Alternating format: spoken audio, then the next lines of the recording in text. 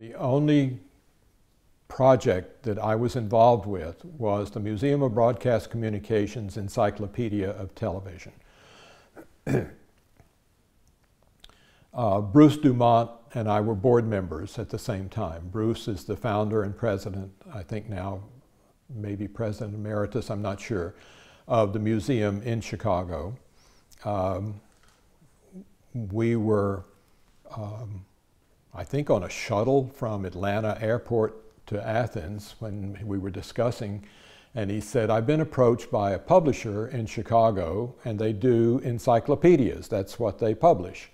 And they were wondering about an encyclopedia of television. I need to find somebody to head that project. I said, well, I will think about that. And I know there's some scholars who could handle that kind of project. And the next day I said, I think I could do that. And so Bruce and I came to terms. And I took a 2-year leave of absence from the University of Texas. I gathered a board of advisors who then advised on creating what's called the headword list for the encyclopedia, about 1,000 entries.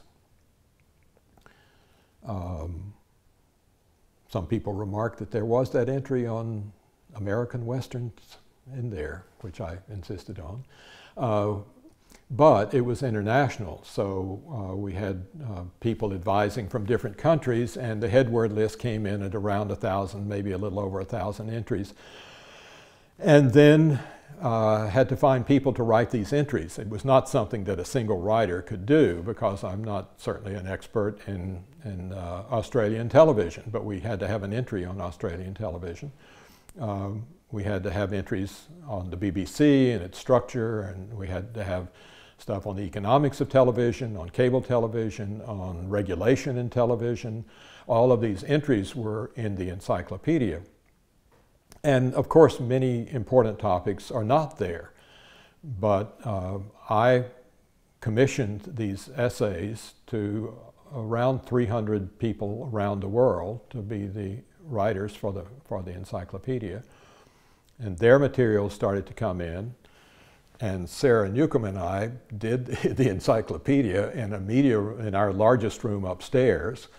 And this was largely before the internet was in wide use.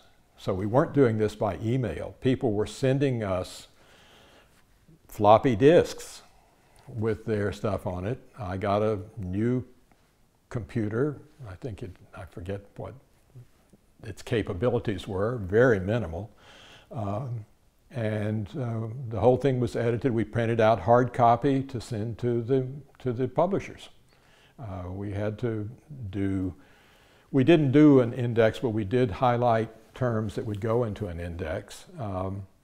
All of the work was done over a period of 2 years, and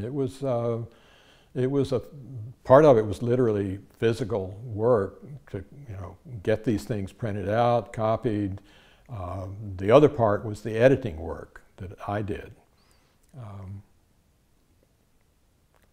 There are some people who wrote for the encyclopedia, and if they see this interview, I'll say it out loud and proud, who think they're better writers than they are, because I edited everybody.